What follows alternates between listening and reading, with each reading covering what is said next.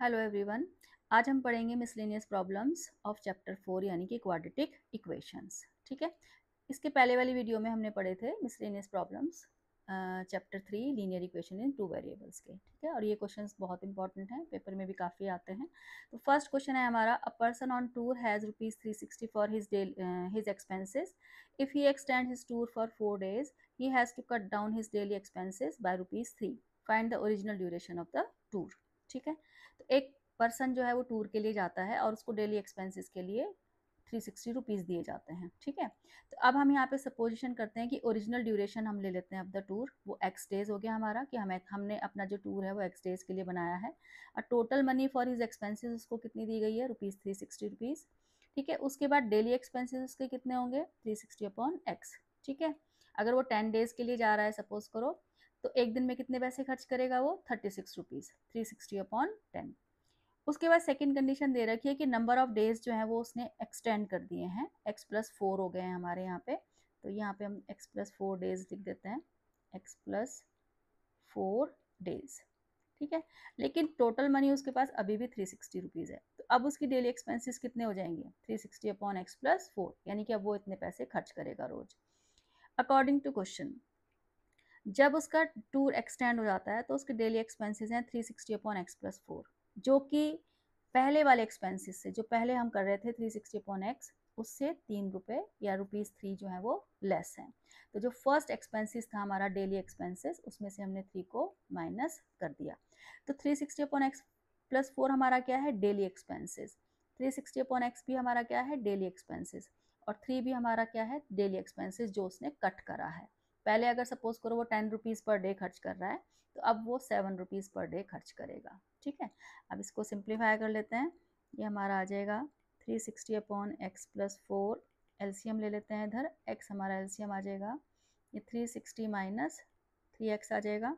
Cross multiply कर देते हैं, 360x is equal to x+4 into 360 minus 3x। तो ये आ जाएगा हमारा 360x is equal to 360x plus 4 0 आ गया, ये 4 6 24 4 1440। एक बार कैलकुलेशन चेक कर लेना तुम लोग भी, -3x² और -12x। ठीक है, अब 360x से 360x हमारा कट हो जाएगा, तो हमारी इक्वेशन बनेगी यहाँ पे 3x² plus 12x minus 1440 is equal to 0। अब इसको 3 से डिवाइड कर देते हैं, पूरी इक्वेशन 3 से डिवाइड हो रही है, और या फिर 3 को कॉमन लेके तुम उधर 0 भी कर सकते हो। तो 3 से मैं डिवाइड कर रही हूँ यहाँ पे, या चलो 3 कॉमन ले लेते हैं, तो x² प्लस 4x माइनस 3 4 ज़ा 12, 3 8 ज़ा 24, 480 आ गया, ये इज इक्वल टू 0। ठीक है, तो अब ये हमारा 3 उधर जाके क्या हो जाएगा, डिवाइड हो जाएगा, और x² प्लस 4x माइनस 480, 3 0 की डिवीजन में जाएगा तो 0 आ जाएगा। ठीक है, अब ये हमारी एक क्वाड्रेटिक इक्वेशन बन गई है, जिसकी अब हमने मिडिल टर्म स्प्लिट करनी है। तो 480 के फैक्टर बनाने हैं हमने, 480 के फैक्टर बनाने हैं, साइड में बना लेते हैं यहाँ पे।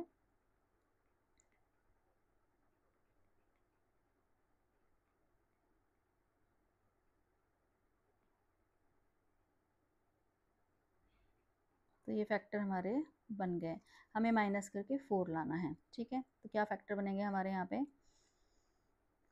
24 और 20 है ना, 24 और 20, हाँ ये 24 हो गया और 20। ठीक है, तो x प्लस 24 और x minus 20, middle term split करने के बाद हमारे ये फैक्टर बनेंगे।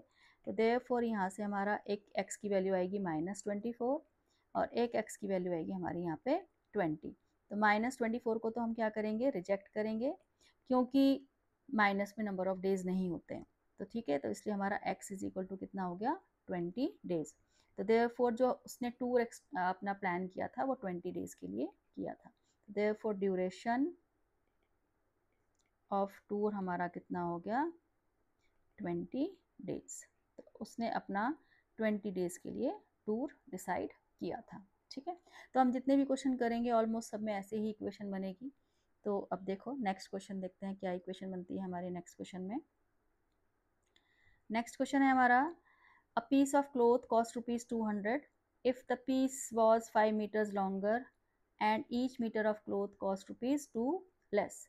The cost of the piece would have remained unchanged.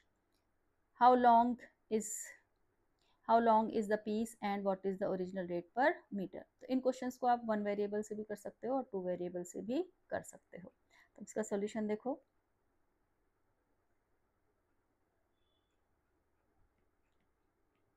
Solution देखो, इसमें हम लेंथ ऑफ पीस ले लेते हैं,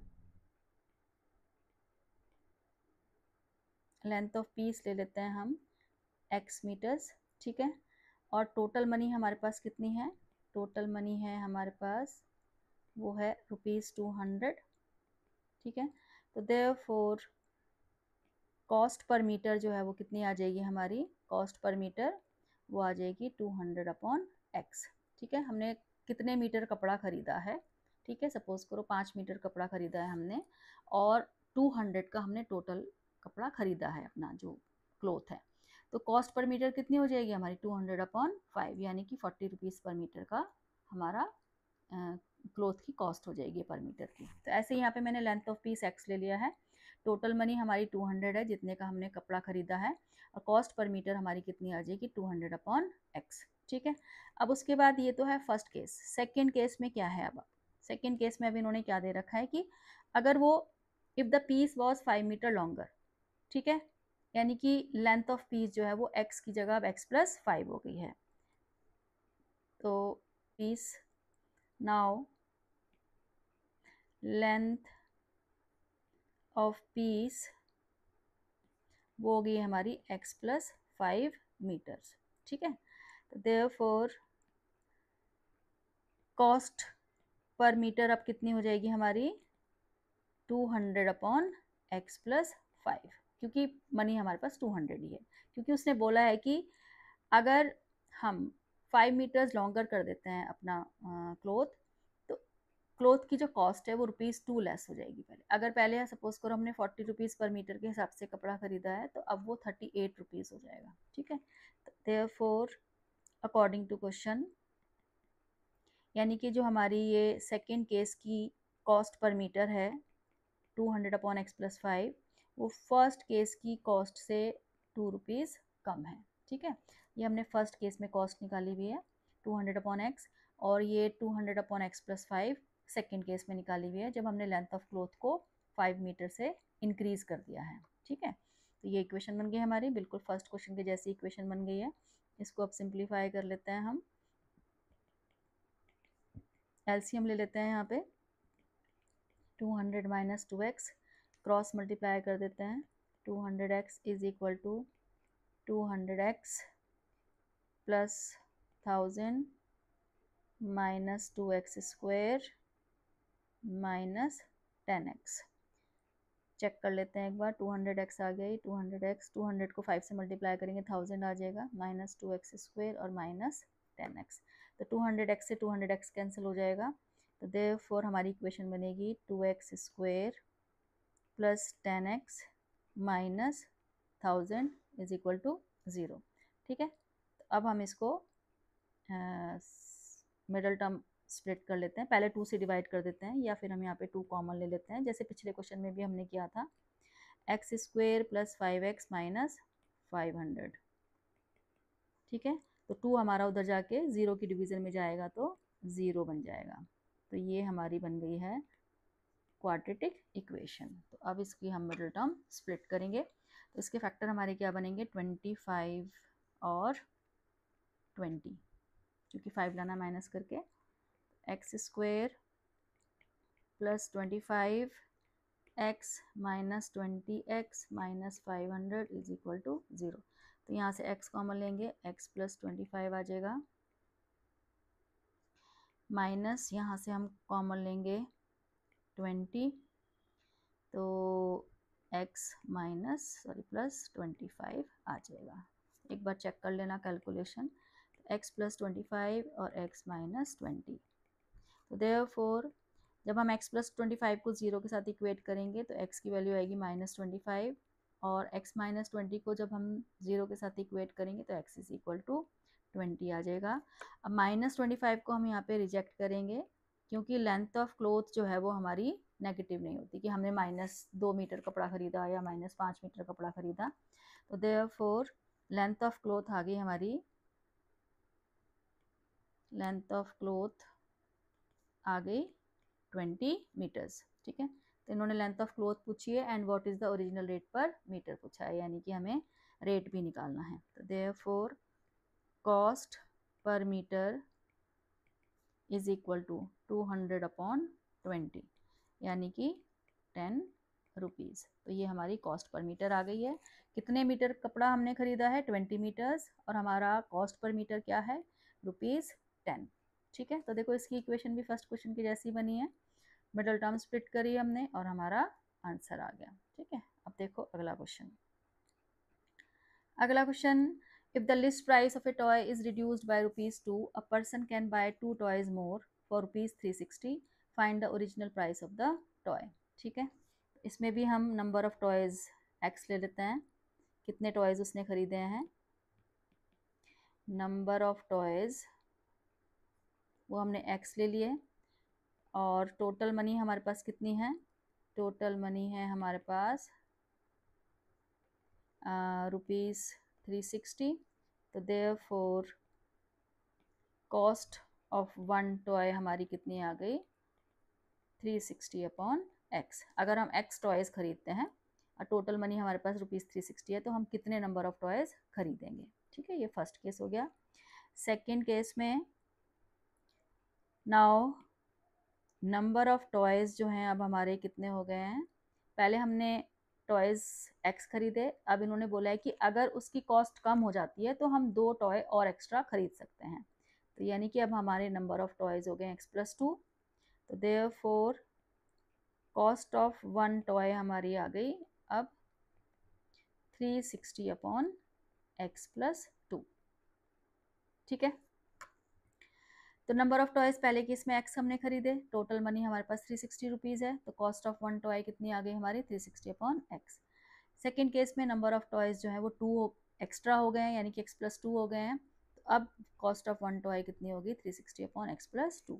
अब अकॉर्डिंग टू क्वेश्चन इन्होंने क्या बोला है कि जो हमारी सेकेंड केस की प्राइस है, यानी कि सेकेंड केस में जो हमने कॉस्ट ऑफ 1 टॉय निकाला है, कॉस्ट ऑफ 1 टॉय निकाला है ये वाला, ये जो कॉस्ट है वो फर्स्ट केस की कॉस्ट से, जो फर्स्ट केस है हमारा 360/x, इससे कितने रुपए कम है? 2 रुपए कम है। यहाँ देखो लिखा हुआ है कि if the list price of the toy is reduced by ₹2। ठीक है, तो हम 2 टॉयज जो है वो मोर खरीद सकते हैं। ठीक है, तो ये हमारी इक्वेशन बन गई, ये हमारी इक्वेशन बन गई। अब इसको भी हम क्या करेंगे? सिंप्लीफाई कर लेते हैं। ठीक है, तो 360/x+2 एलसीएम ले लेते हैं, तो 360 - 2x, और फिर हम इसकी क्रॉस मल्टीप्लाई कर देते हैं। 360x is equal to 360x plus 720 - 2x² minus 4x। Calculation में बार बार बोलती हूँ कि चेक कर लिया करो। तो ये हमारी आएगी 2x² प्लस 4x प्लस, नहीं माइनस आएगा, यहाँ पे हम इधर लेके आ रहे हैं सारी टर्म्स को, तो ये हमारा -720 इज इक्वल टू 0। अब इसको भी 2 से हम डिवाइड कर देते हैं, या 2 हम यहाँ पे कॉमन ले लेते हैं, तो x² plus 2x minus 360 is equal to 0। तो 2 हमारा उधर जाके 0 हो जाएगा। तो हमारी इक्वेशन बन गई, therefore x² plus 2x minus 360 is equal to 0। अब इसकी मिडल टर्म स्प्लिट करेंगे, तो इसके फैक्टर बनेंगे हमारे 18 और 20। तो x² plus 20x minus 18x minus 360 is equal to 0। तो x कॉमन ले लेंगे, x प्लस 20, यहाँ से 18 कॉमन ले लेंगे, x plus 20 is equal to 0। तो हमारे फैक्टर बने x प्लस 20 और x माइनस 18। ठीक है, तो अब हम x माइनस 20 को जीरो, x प्लस 20 को 0 के साथ इक्वेट करेंगे तो x की वैल्यू -20 आएगी, जिसको हम क्या करेंगे, रिजेक्ट, क्योंकि नंबर ऑफ टॉयज हमारे नेगेटिव नहीं होंगे। तो therefore x is equal to 18, ये 180 आ गई कैसे 18, तो x की वैल्यू आ गई हमारी 18, ठीक है। तो देयरफॉर नंबर ऑफ टॉयज हमारे कितने हो गए, देयरफॉर नंबर ऑफ टॉयज हो गए हमारे 18, ठीक है। उसके बाद कॉस्ट ऑफ वन टॉय कितनी आएगी हमारी, कॉस्ट ऑफ वन टॉय वो आएगी 360 डिवाइडेड बाय 18 यानी कि 20 रुपीज़, ठीक है। तो हमने 18 टॉयज़ खरीदे हैं और एक टॉय की कॉस्ट कितनी है, ₹20, ठीक। तो देखो ये भी सेम क्वेश्चन था हमारा। अब देखो नेक्स्ट क्वेश्चन,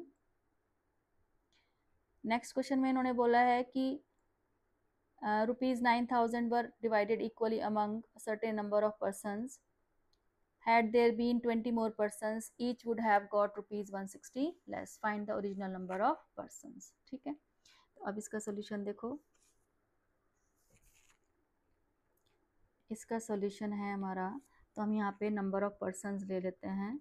फर्स्ट केस में नंबर ऑफ पर्सन्स वो ले लेते हैं हम x, टोटल मनी हमारे पास कितनी है जो हमने डिवाइड करनी है, वो है हमारे पास 9,000 रुपीज़, ठीक है। तो therefore share of each person कितना होगा, शेयर ऑफ ईच पर्सन वो होगा हमारा 9,000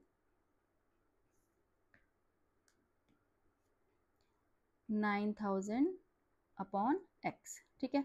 टोटल रुपीज़ हमारे पास 9,000 है, तो अगर हम उस 9,000 को सपोज करो 10 लोगों में अगर डिवाइड कर रहे हैं, 10 पर्सन्स में डिवाइड कर रहे हैं, तो एक पर्सन को कितनी मनी मिलेगी हमारी 9,000 अपॉन 10 यानी कि 900 रुपीज़। ऐसे यहाँ पे नंबर ऑफ पर्सन्स जो है वो x हैं, टोटल मनी हमारे पास 9,000 है, तो एक पर्सन को कितनी मनी मिलेगी 9,000 अपॉन x, ठीक है। तो ये हो गया हमारा फर्स्ट केस।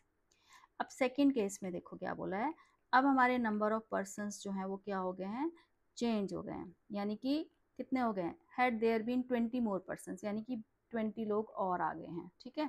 तो अब हमारा जो शेयर ऑफ ईच पर्सन आएगा, हमारा शेयर ऑफ ईच पर्सन आएगा वो कितना आएगा 9,000 डिवाइडेड बाय x प्लस 20, ठीक है, क्योंकि 20 लोग बढ़ गए हैं तो शेयर हमारा अब कम हो जाएगा, ठीक है। तो अकॉर्डिंग टू क्वेश्चन इन्होंने बोला है कि जब हमारा शेयर जो है वो कम हो जाएगा ईच पर्सन का, क्योंकि पहले सपोज करो अगर हमें 900 मिल रहे थे, अब वो 900 से कम हो जाएंगे क्योंकि नंबर ऑफ पर्सन्स जो है वो ज़्यादा हो गए।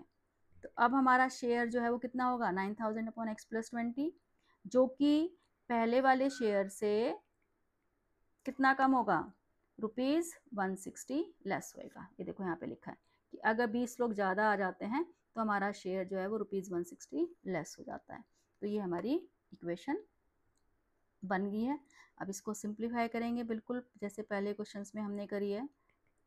इसकी कैलकुलेशन थोड़ी सी बड़ी लग रही है तो थोड़ा ध्यान से करनी पड़ेगी। 160x, ठीक है, क्रॉस मल्टीप्लाई कर देते हैं हम इसको। 9,000x is equal to 9,000x plus 9,000 को 20 से मल्टीप्लाई करेंगे तो 1 2 3 4 जीरोज आएंगे हमारे, और 9 2 ज़ार 18 और माइनस 160x स्क्वेयर और माइनस 3200x।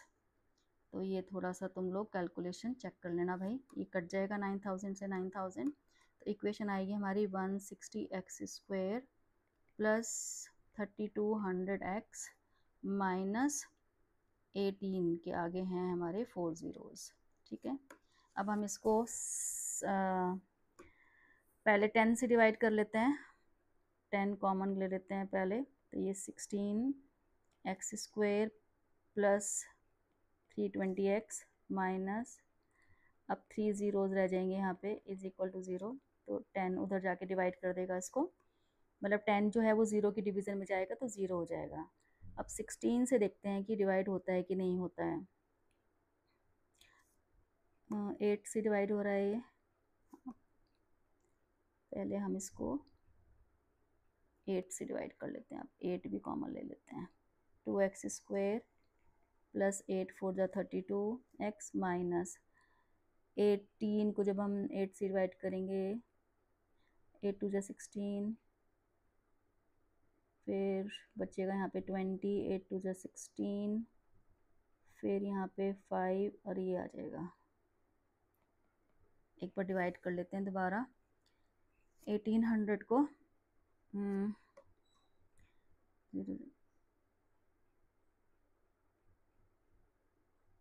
यही आएगा, ठीक है।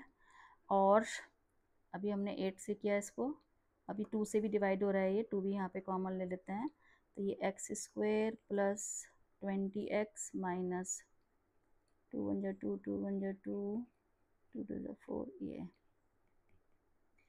हाँ। तो हमारी फाइनल इक्वेशन बनी है सारा कुछ कॉमन लेने के बाद। देखो इक्वेशन को थोड़ा छोटा बनाना ज़रूरी होता है ताकि तुम्हें मिडिल टर्म स्प्लिट करने में आसानी हो जाए, क्योंकि अगर हम बड़ी इक्वेशन में मिडिल टर्म स्प्लिट करेंगे तो हो सकता है थोड़ा गलती के चांसेस हों, ठीक है। तो इसलिए इस इक्वेशन को डिवाइड करके छोटा बना लेना चाहिए। अब इसकी देखो फैक्टर बनाते हैं हम, क्या फैक्टर बनते हैं हमारे 1125 के 1125 के फैक्टर बनाने हैं हमने।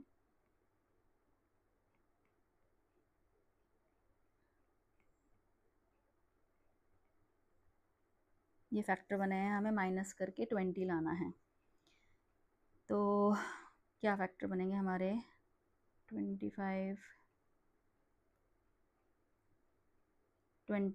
और ये 45, हाँ 3 जा 9 5 जा 45 और ये 25, 45 में से 25 गया 20, ठीक है। तो x² plus 45x minus 25x minus 1125 is equal to 0। तो ये x प्लस 45, यहाँ से हम 25 कॉमन लेंगे, x प्लस 45, तो हमारे फैक्टर बने x प्लस 45 और x minus 25 is equal to 0। तो देयरफॉर एक तो x की वैल्यू आएगी -45 और एक x की वैल्यू आएगी हमारी 25। अब -45 को तो हम रिजेक्ट करेंगे, ठीक है, क्योंकि नंबर ऑफ पर्सनस हमारे नेगेटिव नहीं आएंगे। तो therefore x is equal to 25। तो हमारे पास स्टार्टिंग में नंबर ऑफ पर्सनस कितने थे, तो देयरफॉर नंबर ऑफ पर्सनस हो गए हमारे 25, यानी कि जो हमने 9000 मनी है वो 25% में डिवाइड करनी थी शुरू में, ठीक है, स्टार्टिंग में बिल्कुल जो हमें दे रखी है कंडीशन। तो देखो इसकी भी इक्वेशन हमारी सेम ऐसे ही बन रही है। क्वाड्रेटिक इक्वेशंस में अगर तुम वन वेरिएबल से क्वेश्चंस करोगे तो सब में ऑलमोस्ट ऐसे ही इक्वेशन बनेगी, ठीक है। अब देखो नेक्स्ट क्वेश्चन है हमारा question number 5। Some students planned a picnic, the budget for food was ₹500 but 5 of them failed to go. Thus, the cost of food each member increased by ₹5. How many students attended the picnic? Very very important question. ये question बहुत important है, paper में भी बहुत आता है ये, ठीक है। तो इसमें भी हम यहाँ पे वही फर्स्ट केस और सेकंड केस ही लेंगे जैसे हम हर क्वेश्चन में ले रहे हैं। तो सोल्यूशन देखो इसका, नंबर ऑफ स्टूडेंट्स, ठीक है, नंबर ऑफ स्टूडेंट्स हम ले रहे हैं यहाँ पे x जिन्होंने पिकनिक प्लान करी है, ठीक है। उसके बाद हमारे पास बजट जो है फूड का, यानी कि टोटल मनी हमारे पास कितनी है, टोटल मनी जो है वो पिकनिक के लिए हमारे पास है ₹500, ठीक है। तो therefore share of each student कितना आएगा हमारा 500/x, ठीक है। अगर x स्टूडेंट्स ने पिकनिक प्लान करी है और टोटल हमारे पास जो बजट है फूड का वो 500 है, तो एक पर्सन को कितना देना पड़ेगा, एक स्टूडेंट को कितना देना पड़ेगा 500/x। तो ये हमारा फर्स्ट केस है।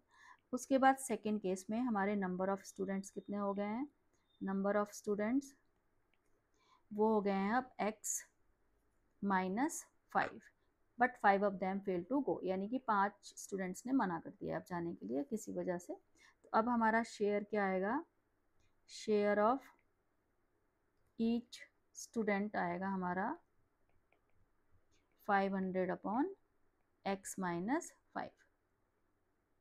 ठीक है, तो अब हमारा शेयर जो है वो ज़्यादा हो जाएगा, क्योंकि जब स्टूडेंट्स कम हो जाएंगे, ठीक है, तो ईच स्टूडेंट का शेयर ज़्यादा हो जाएगा। अब अकॉर्डिंग टू क्वेश्चन देखो, अकॉर्डिंग टू क्वेश्चन यानी कि जो हमारा सेकेंड केस का शेयर है, सेकेंड केस मतलब जब हमारे 5 स्टूडेंट्स ने मना कर दिया है, ये जो शेयर है वो फर्स्ट केस के शेयर से कितने रुपीज़ कम है? ईच मेंबर इंक्रीज बाय ₹5, यानी कि हर बच्चे का जो है शेयर वो 5 रुपीज़ से इंक्रीज हो गया है। ठीक है, तो अब देखो फिर से वो इक्वेशन बन गई है हमारी। जो सेकंड केस का शेयर है, सेकंड केस का शेयर मतलब 500/x माइनस 5, जबकि 5 बच्चों ने मना कर दिया है, वो वाला शेयर जो है वो पहले वाले शेयर से, जो हमारा स्टार्टिंग में हमने ये शेयर निकाला है, ठीक है, 500 ये निकाला है हमने 500/x, तो इस वाले शेयर से सेकंड केस का शेयर जो है वो हमारा, इन दोनों शेयर्स का जो है वो डिफरेंस कितना दे रखा है? 5 दे रखा है। तो सेकंड केस का share is equal to first case का share plus 5।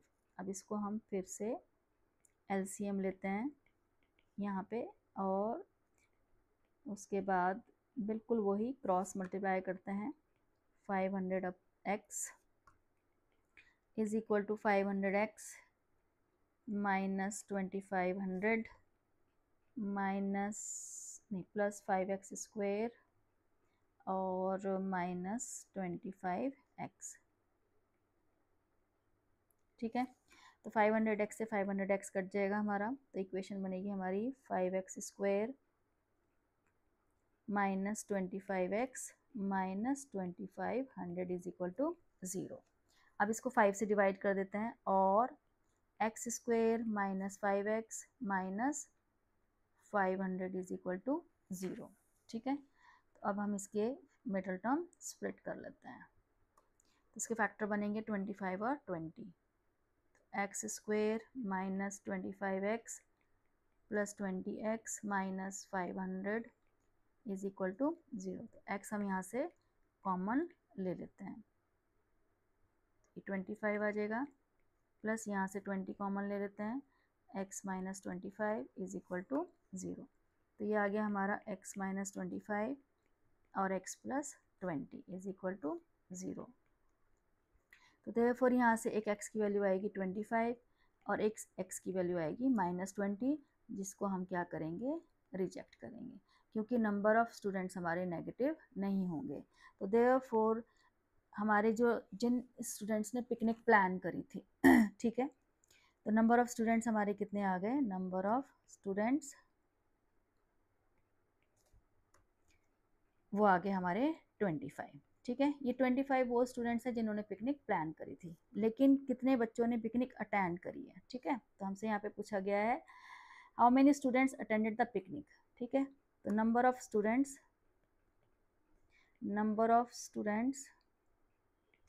Attended the picnic,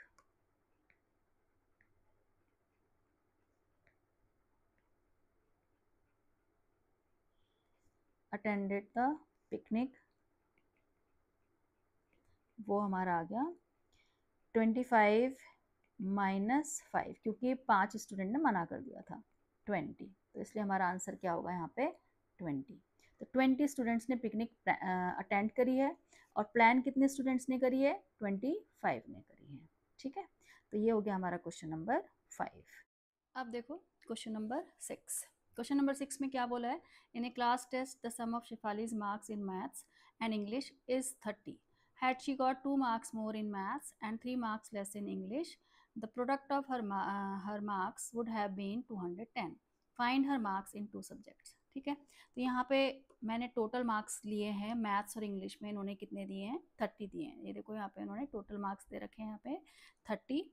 ठीक है, तो मैथ्स और इंग्लिश के टोटल मार्क्स 30 हैं, तो मैंने सपोज किया है कि मार्क्स इन मैथ्स सपोज करो x हैं उसके, तो मार्क्स इन इंग्लिश कितने हो जाएंगे उसके? 30 माइनस x, क्योंकि टोटल मार्क्स उसके 30 हैं। ठीक है, फिर उसके बाद इन्होंने बोला है कि अगर उसके मैथ्स में 2 मार्क्स और ज़्यादा आ जाते हैं, यानी कि x प्लस 2 हो जाते हैं, और इंग्लिश में उसके 3 मार्क्स कम हो जाते हैं, यानी कि पहले इंग्लिश में कितने मार्क्स थे हमारे? 30 माइनस x थे, अब उसमें से 3 कम कर दिए हैं हमने। ठीक है, 3 मार्क्स उसके लेस हो गए हैं। तो इस केस में अकॉर्डिंग टू दिस कंडीशन इन दोनों मार्क्स की जो प्रोडक्ट है यानी कि x+2 और ये हमारा कितना हो जाएगा 27 माइनस x आ जाएगा। तो इस केस में इन दोनों मार्क्स की जो प्रोडक्ट है वो हमें कितनी दे रखी है 210। ये देखो यहाँ पे दिया हुआ है कि the product of her marks would have been 210। ठीक है, अब इसको हम थोड़ा सिंप्लीफाई कर लेते हैं। तो ये हमारा आ जाएगा -x² -2x plus 54 plus 27x is equal to 210। ठीक है, और इसको सिंप्लीफाई कर लेते हैं। x², 27x में से 2x किया हमारा 25x आ गया ये, और 54 हमारा 54 और 200 हमारा क्या होएगा माइनस होएगा। हम इधर ले आते हैं 210 को, तो ये -x² प्लस 25x माइनस करेंगे तो हमारा कितना आ जाएगा, ये 6 आ गया, और 10 में से 4 गया 6 आ गया, 10 में से 5 156 आ गया। एक बार कैलकुलेशन चेक कर लेना, और साइन चेंज कर देते हैं हम, इसके पूरी इक्वेशन को माइनस से डिवाइड कर देते हैं या माइनस साइन कॉमन ले लेते हैं। ये हम बहुत क्वेश्चंस में ऐसा करते हैं। तो ये 25x plus 156 is equal to 0। ठीक है, अब इसकी मिडल टर्म स्प्लिट कर लेते हैं। तो इसके जो फैक्टर बनेंगे हमारे वो 12 और 13 बनेंगे। 12x प्लस 13x, ये तुम बना के देख लेना साइड में 156 के फैक्टर्स। तो x² minus 12x minus 13x plus 156 is equal to 0। x common लेंगे हम यहाँ से, तो ये x माइनस 12 हो गया, यहाँ से 13 कॉमन लेंगे, x माइनस 12 हो गया। ठीक है, तो हमारे जो फैक्टर्स बने हैं वो x माइनस 12 और x माइनस 13 बने हैं, इज इक्वल टू 0। तो देयरफॉर यहाँ से x की दो वैल्यूज आई हैं, एक आई है 12 और एक हमारी x की वैल्यू आई है 13। अब इसमें से कोई भी वैल्यू नेगेटिव नहीं है, तो इसलिए हम कोई भी आंसर को इसमें रिजेक्ट नहीं करेंगे। ठीक है, तो इफ़, अब दोनों केस लेंगे। If x is equal to 12, x is equal to 12 का मतलब हो गया कि ये मैथ्स के मार्क्स हैं। ठीक है, तो देयरफॉर इंग्लिश में कितने मार्क्स होंगे 30 माइनस x, यानी कि 30 माइनस 12 इज इक्वल टू 18। ये हमारे इंग्लिश के मार्क्स होंगे। दो कंडीशन है यहाँ पे, अगर हम लेके चलते हैं कि उसके मैथ्स में 12 मार्क्स हैं, तो इंग्लिश में कितने आ जाएंगे उसके 18। उसके बाद सेकेंड केस लेते हैं, if x is equal to 13, यानी कि मैथ्स में अब हम मार्क्स ले रहे हैं 13। ठीक है, तो therefore 30 minus 13 is equal to 17। ये हमारे इंग्लिश के मार्क्स हो जाएंगे।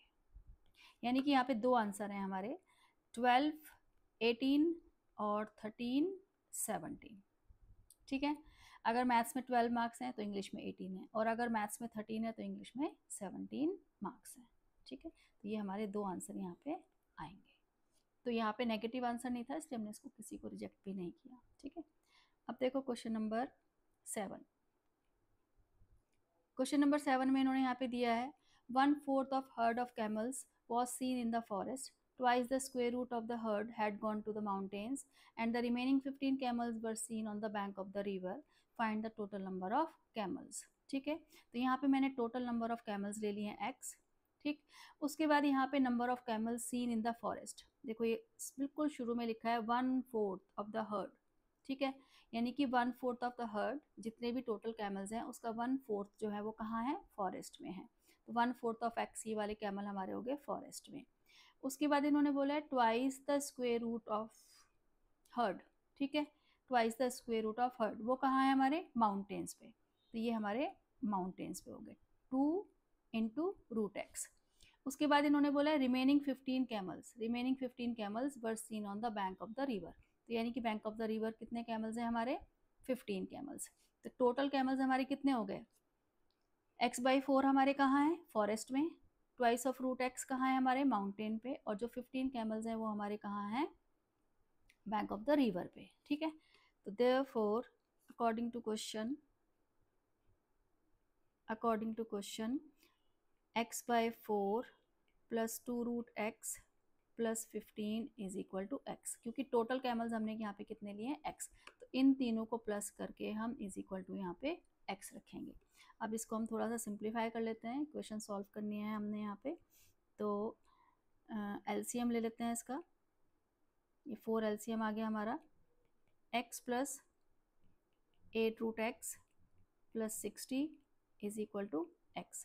क्रॉस मल्टीप्लाई कर देते हैं, x plus 8 root x plus 60 is equal to 4x। ठीक है, 8 रूट एक्स को यहीं पे रखते हैं हम, is equal to 4x minus x minus 60। तो ये 8 root x is equal to आ गया हमारा 3x माइनस 60। ठीक है, ये हमारी इक्वेशन बन गई है।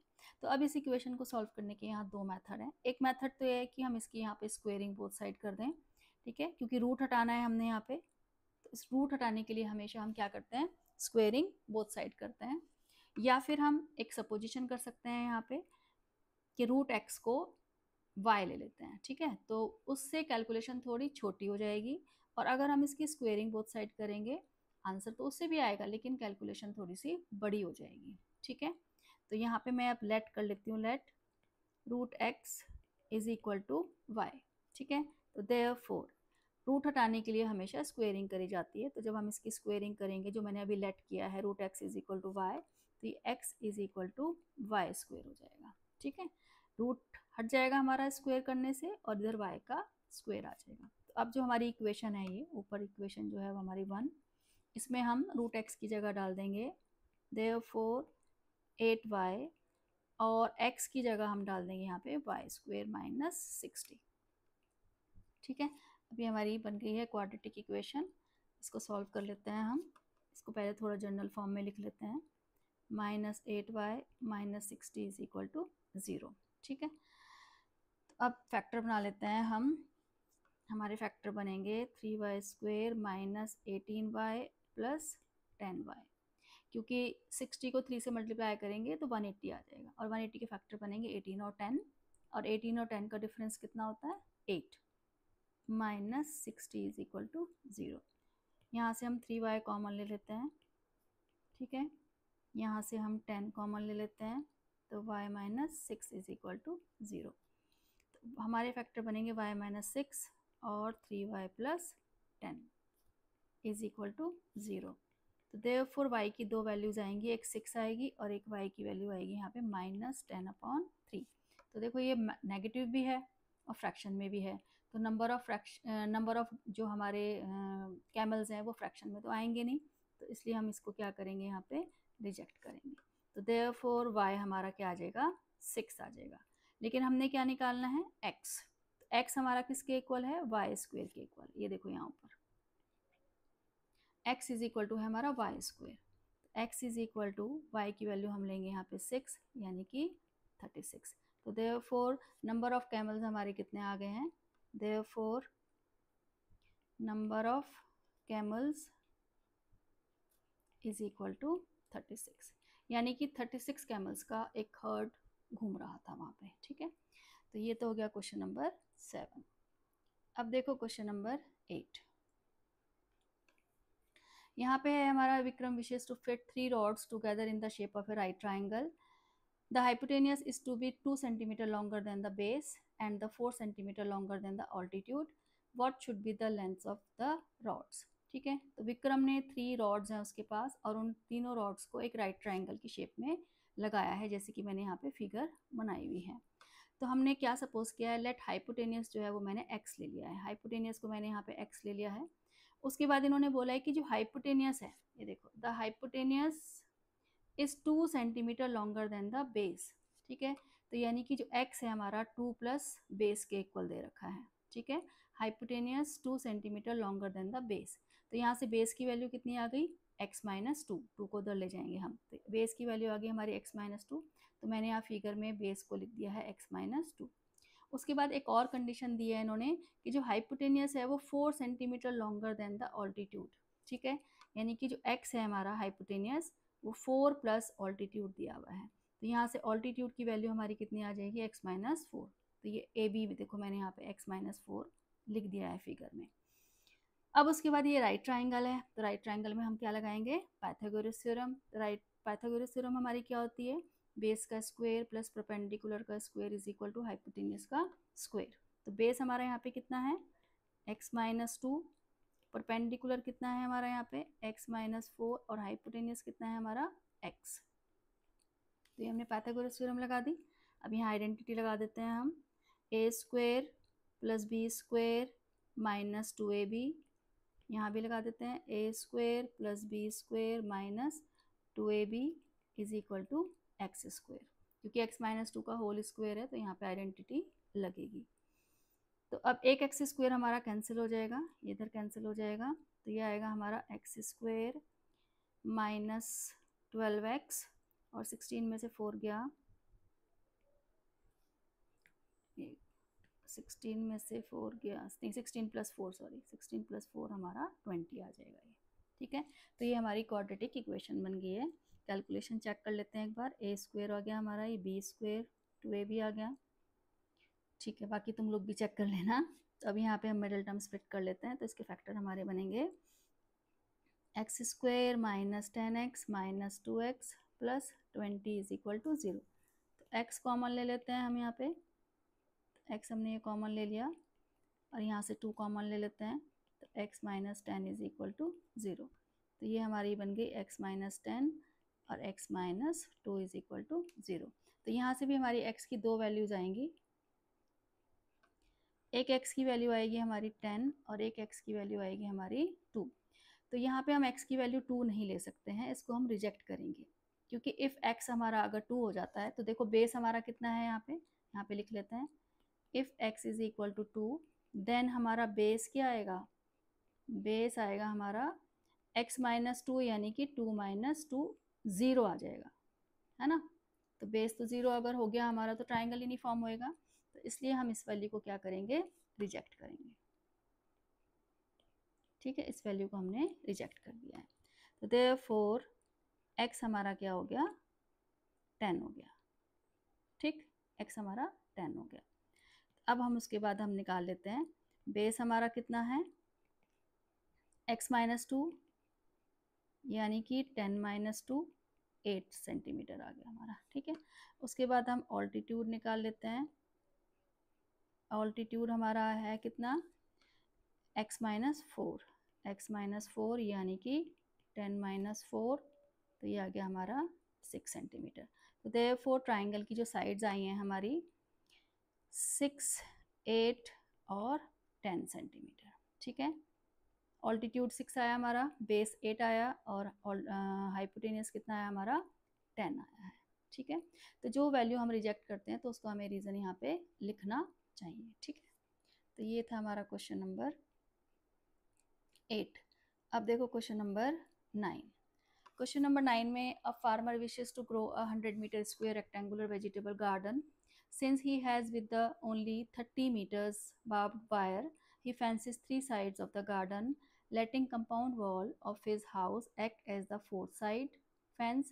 Find the dimensions of his garden. तो देखो मैंने यहाँ पे एक ये बनाया हुआ है फिगर, एक ये मैंने वॉल ली हुई है। ठीक है, वॉल लिखा हुआ है यहाँ पे, मतलब वॉल के साथ उसका गार्डन है, तो एक साइड तो उसकी ये वॉल आ जाएगी। ठीक है, और जो रिमेनिंग 3 साइड्स हैं उसकी, उस पर उसने फेंसिंग करनी है, और फेंसिंग के लिए यहाँ पे हमारे पास टोटल वायर कितना है 30 मीटर्स दे रखा है।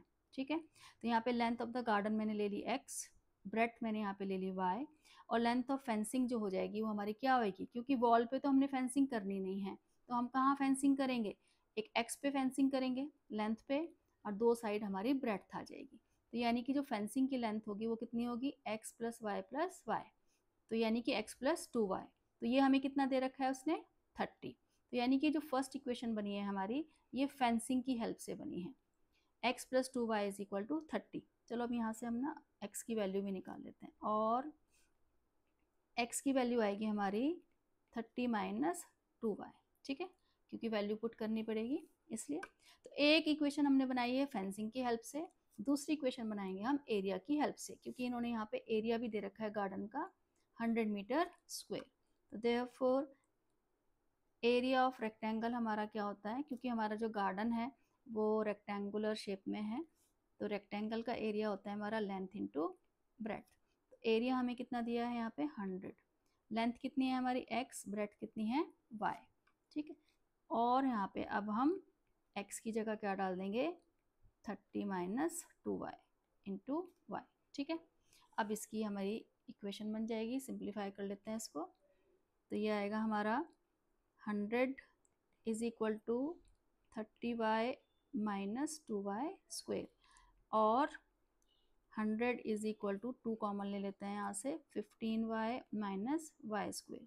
2 से 100 को डिवाइड कर देते हैं, ये हमारा 50 आ जाएगा।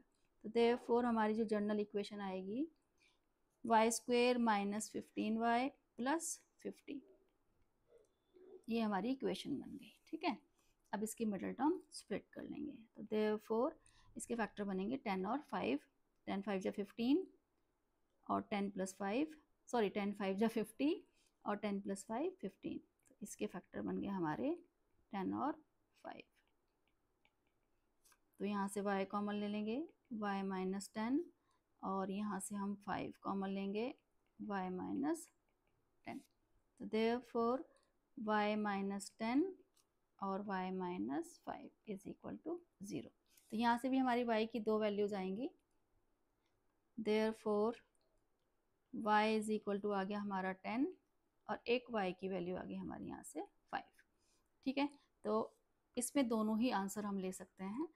ठीक है, क्योंकि y को अगर हम इफ y हमारी क्या है, ब्रेड्थ है। ठीक है, if y is equal to 10 metres, तो देयरफॉर x हमारा कितना आएगा, x की वैल्यू क्या है हमारी 30 माइनस 2y। ये देखो हमारी ऊपर फर्स्ट ये जो ऊपर इक्वेशन बनी हुई है, तो यहाँ पे हम इसकी वैल्यू डालते हैं 30 माइनस 2y यानी कि 10 डालेंगे, तो 30 माइनस 20, तो x हमारा कितना आ जाएगा, 10 मीटर्स आ जाएगा। ठीक है, उसके बाद दूसरा, इफ़ y हमारा कितना है 5, ठीक है 5 मीटर्स, तो देयरफॉर x हमारा कितना आ जाएगा 30 माइनस 2 इंटू 5, x हमारा यहाँ से आ जाएगा 20 मीटर्स। ठीक है, तो यहाँ भी हमारे दो आंसर आए हैं।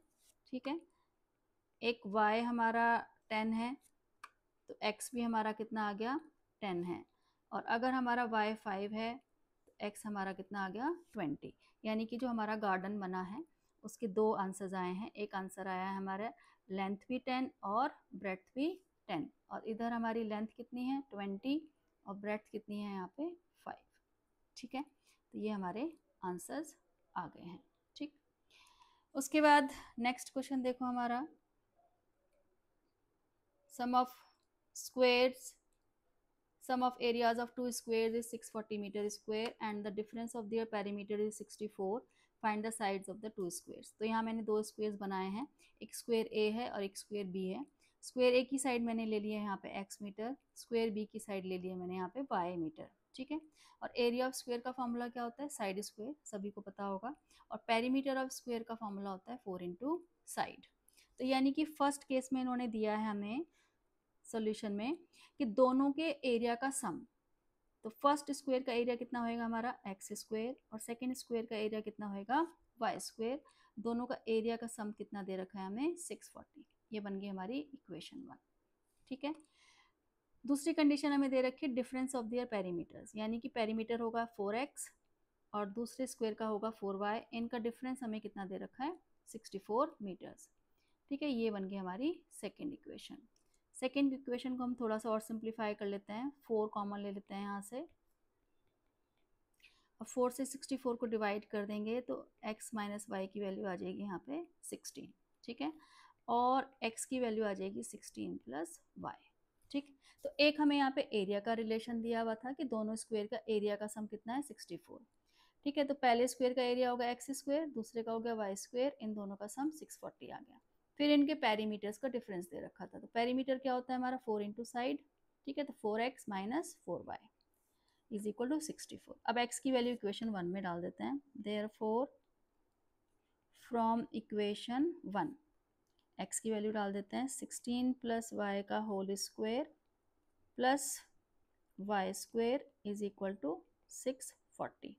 ठीक है, फर्स्ट इक्वेशन में वैल्यू डाल दी। अब इसको थोड़ा सिंप्लीफाई कर लेते हैं। 16 का स्क्वायर होता है हमारा a plus B whole square की आइडेंटिटी लगेगी 256 A square plus B square plus 2ab plus Y square आ गया इज इक्वल टू 640 आ गया। तो ये equation Y square plus Y square 2y square हो गया 32y माइनस 640 में से 256 गया, 640 में से 256 को माइनस करेंगे तो ये 4 आ जाएगा, 13 में से 5 गया 8 और 5 में से 2 गया 3। चेक कर लेते हैं एक बार, 384 आया। एक बार तुम लोग भी चेक कर लेना, ठीक है। और इसको 2 से डिवाइड कर देते हैं, पूरी इक्वेशन 2 से डिवाइड हो रही है। Y square plus 16y minus 2 1 2 2 9 18 2 2 4 is equal to 0। तो ये हमारी क्वाड्रेटिक इक्वेशन बनी है। अब 192 के फैक्टर्स बना लेते हैं। क्या फैक्टर बनेंगे?